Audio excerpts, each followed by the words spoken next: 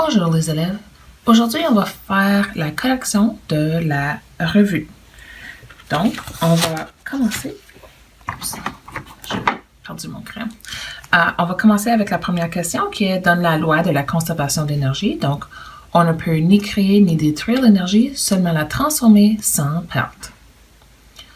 La deuxième question, quelle est la relation entre l'énergie et le travail? Donc, ils sont égales. La troisième question, c'est un ours qui grimpe dans un arbre. Donc, on a la masse de l'ours et on a la hauteur de l'arbre. Donc, dans ce cas-ci, j'aurais pu ajouter E total, c'est égal à EP plus EK. Et puisqu'il n'y a aucune vitesse, E total, c'est seulement égal à EP. Donc, je calcule EP et le voilà, qui est aussi égal à mon E total. La question numéro 4, qui était, il faut exercer une certaine force pour qu'une motocyclette se déplace avec une vitesse uniforme. Quelle est la distance? Donc, j'ai la force et j'ai le travail. L'énergie et le travail, c'est la même chose qu'on vient tout juste de dire ici. Donc, j'utilise la formule de travail. J'isole la distance. Je fais mon calcul et je trouve la distance.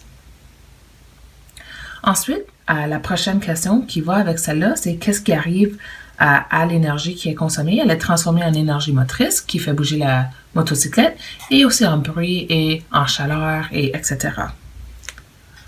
La question 5. On va sortir un contenant du congélateur.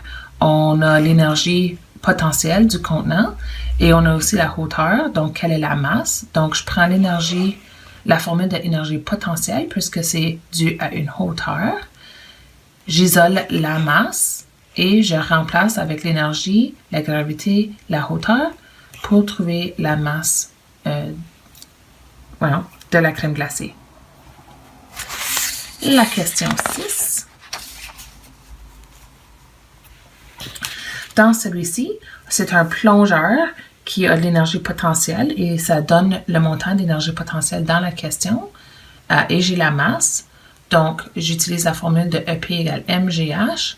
Je cherche la hauteur. Donc, j'isole la formule de h dans cette question. Je remplace l'énergie et la masse pour trouver la hauteur. Question 7. Un disque se déplace à 20 mètres par seconde et a une énergie cinétique. Donc, dans celui-ci, j'utilise l'énergie cinétique, EK. J'ai la vitesse. Donc, je vais isoler la masse dans la formule de énergie cinétique. Quand je fais ça, j'obtiens cette formule-ci. Je remplace. Donc, j'ai l'énergie cinétique ici, la vitesse. Il ne faut pas oublier que tu dois faire le 20 à la 2 par lui-même. Donc, ce n'est pas la réponse à la 2, c'est seulement le 20 à la 2 ici, qui donne 400. Donc, je trouve la masse qui est 1,65 mètres. Question 8. Pour effectuer un saut en hauteur, un athlète, donc j'ai un athlète qui court à une certaine vitesse. Je devrais faire un dessin. J'ai un athlète qui court et ensuite qui va faire un saut. Et quand il va arriver à sa hauteur maximale, toute l'énergie cinétique ici va être transformée en énergie potentielle ici. Donc, dans mon avant, j'ai E total égale EK plus EP, mais puisque je n'ai pas une hauteur, c'est seulement l'énergie cinétique. Et dans mon après, ici, toute mon énergie cinétique va être transformée en énergie potentielle. Par exemple, dans ce cas-ci, je connais déjà la hauteur, donc je vais faire mon calcul de après-avant. Donc, je fais mon calcul de EP, je trouve mon énergie totale, et ensuite, je peux remplacer cette énergie totale-là dans mon avant, qui trouve aussi mon EK, puisque EK, c'est égal à E total dans ce cas-ci. Et ensuite, j'isole la vitesse dans cette formule-là, pour obtenir la vitesse de 9,5. Donc, ce n'est pas toujours le cas que je ne vais pas avoir un EP, puis ensuite je ne vais pas avoir un EK. c'est pas toujours comme ça. S'il y a une vitesse, j'ai EK. Si j'ai une hauteur, j'ai EP. Ensuite, pour la question 9, c'est on laisse tomber un objet. Donc, ça c'est mon objet, je le laisse tomber. Donc, dans mon avant, j'ai seulement du EP. J'aurais pu aussi mettre EK et ensuite l'enlever comme ceci.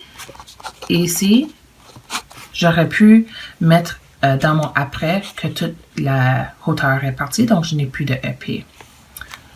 Donc, dans mon avant, je vais faire mon calcul de après, puisque je connais seulement mon temps, mon accélération et ma vitesse initiale. Donc, je peux trouver ma vitesse finale qui va ensuite devenir V dans ma formule de EK.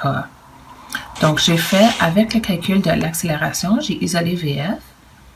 J'ai remplacé l'accélération et le temps pour trouver ma vitesse finale, que j'ai ensuite utilisé dans la formule EK pour trouver EK.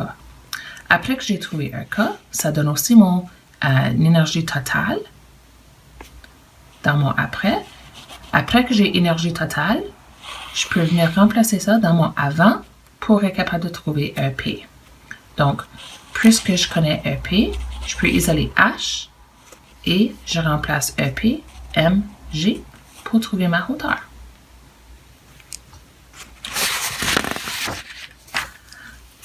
Dans la question 10, c'est quelqu'un qui fait du bungee.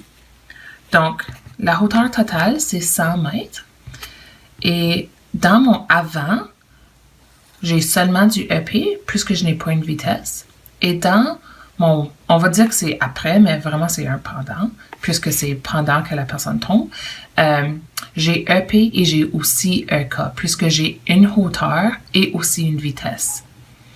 Donc, je peux trouver, en utilisant la hauteur ici, je peux trouver l'énergie totale avec EP. Donc, je fais ce calcul-là en utilisant la masse de la personne et la hauteur pour trouver mon énergie potentielle, qui est aussi mon énergie totale. Et tu vas remarquer que cette énergie totale-là, c'est la même énergie totale que je vais utiliser à travers le reste de mon problème. Ensuite, j'ai EP et j'ai EK dans mon après.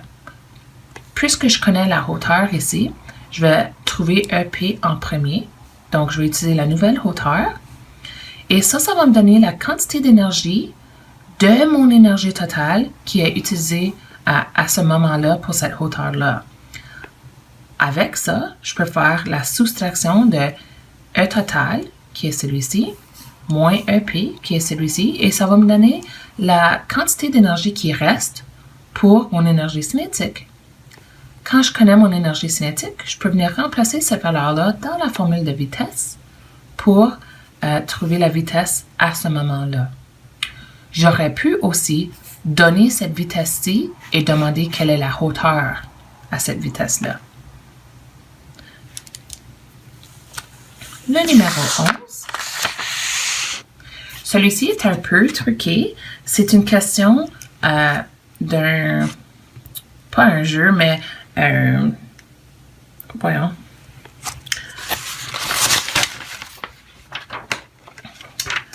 D'un parc d'attraction. Donc, j'ai un manège qui fait tout le tour ici. Et quand c'est à sa hauteur maximale, 30 mètres, il n'y a aucune vitesse. Donc, celui-ci, plutôt que faire avant et après séparés, je les fais ensemble puisque je ne connais pas la masse. Et je peux seulement faire ceci puisque au début, quand que la hauteur est 0, j'ai seulement EK. Et quand c'est à sa hauteur maximale, j'ai seulement EP. Et on sait que E total est pareil à travers tout le système. Donc, E total avant, c'est égal à E total après. Ensuite, je fais la formule de EK, c'est égal à la formule de EP. Puisque j'ai les masses qui sont en haut pour les deux, et seulement à un endroit, je peux les annuler. Qui voudrait dire qu'ici, j'ai V à la 2 divisé par 2, et ici, j'ai GH. J'ai envoyé mon 2 sur l'autre côté, qui me donnait 2 fois GH. j'ai remplacé par la gravité et la hauteur maximale, ici le 30 mètres. Ensuite, j'ai fait la racine carrée de V qui m'a donné 24,25. L'avant-dernier numéro, et on a déjà fait une question comme celle-ci en salle de classe. Dans ce cas-ci, j'ai un avant, pendant, après. Dans mon avant, E total, puisque je n'ai pas de vitesse, c'est seulement égal à EP. Dans le cas du pendant, E total, puisque je n'ai pas une hauteur, E total, c'est seulement égal à EK, puisque j'ai seulement une vitesse. Et dans le après, puisque j'ai une hauteur et aussi une vitesse, j'ai les deux. Donc, quand je calcule EP dans la première section ici, je suis en train de calculer aussi E total. Donc, avec la hauteur initiale, qui est 6, je remplace la masse et je trouve la valeur de EP. Et puisque E total, c'est égal à EP, je viens de trouver mon énergie totale pour tout le système encore. Pour la deuxième partie, je connais déjà E total, donc je viens remplacer E total qui est aussi égal à EK. Donc, je vais prendre la formule de EK et je vais isoler V à la 2 et je vais remplacer le EK par l'énergie totale. Ensuite, quand je fais ça, je trouve ma vitesse pour ce point-là. Donc, ça, c'est la vitesse pour le point 2 ici. Maintenant, un peu plus bas, dans la troisième partie, j'avais une hauteur et aussi une vitesse. Mais mon énergie totale n'a pas changé. Je peux calculer EP avec ma hauteur qu'on m'a donnée dans le problème et je trouve mon EP. Je sais que dans ce cas-ci, ça donne que EP, c'est égal à EK. C'est juste un hasard et ça, c'est parce que ma hauteur ici, c'est la moitié de la hauteur initiale. Mais c'est pas toujours comme ça. Donc, tu devrais pas t'attendre que cette valeur-ci et cette valeur-ci vont être égales à chaque fois. Donc, j'ai trouvé EP. Donc, j'ai fait E total égale EP plus EK. Je cherche EK. Donc, j'ai fait E total moins EP. Donc, E total moins EP. E total moins EP. Qui me donne mon EK. Comme j'ai dit, vont pas toujours être égales. Ça donne comme ça dans ce problème-ci. Maintenant que je connais mon EK, je peux prendre ma formule de EK, isoler V à la 2 et remplacer mon EK pour trouver ma vitesse pour le point C. Et le dernier problème, ici, on en a fait un comme celui-ci en salle de classe aussi.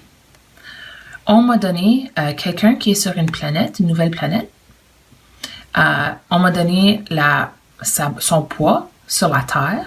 Je connais la hauteur sur la planète X. Je connais son énergie potentielle sur la planète X. Et je connais sa vitesse initiale. Première chose que j'ai besoin de faire, c'est trouver sa masse. Et je peux faire ça puisque je connais son poids sur la Terre et je connais la gravité de la Terre. Donc, je fais ce calcul-là, je remplace et je trouve sa masse. Et puisque sa masse reste pareille, peu importe s'il est sur la Terre ou sur la planète X, je peux utiliser ça à travers tout mon problème. Ensuite, on m'avait donné EP sur la planète X. Et maintenant que j'ai trouvé la masse, je peux trouver la gravité sur la planète X. Donc, j'isole la variable G et je remplace par ce que je connais pour trouver la gravité sur la planète X.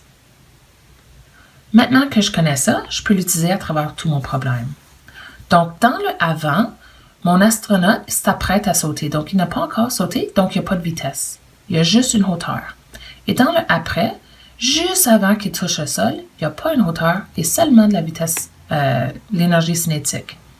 Donc, dans mon avant, on m'avait déjà donné le EP, donc ça se transforme, c'est égal à mon EK, mon E total. Aussi, puisque je connais E total, ça reste pareil à travers tout mon problème. Et ça donne que, dans ce cas-ci, mon EK c'est égal à mon E total. C'est pas toujours le cas. Ça donne dans ce problème-ci. Maintenant que je connais EK, je peux isoler la variable, le V à la 2, dans ma formule de EK.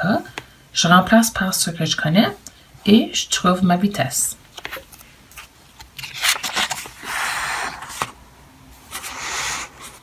Maintenant que j'ai trouvé ma vitesse, je peux remplacer dans la formule d'accélération cette vitesse-là comme la vitesse finale. C'est la vitesse juste avant que je touche le sol. Donc, dans la formule d'accélération, j'isole le temps. Je remplace VF par la vitesse que je viens de trouver. VI, c'était 0. Et l'accélération, c'est la gravité sur la Terre que j'ai trouvée dans la première partie du problème. Après que j'ai tout remplacé, je trouve le temps qui se donne à être 1,1 seconde. Voici la correction de la revue. J'espère que ça vous aidera. Merci.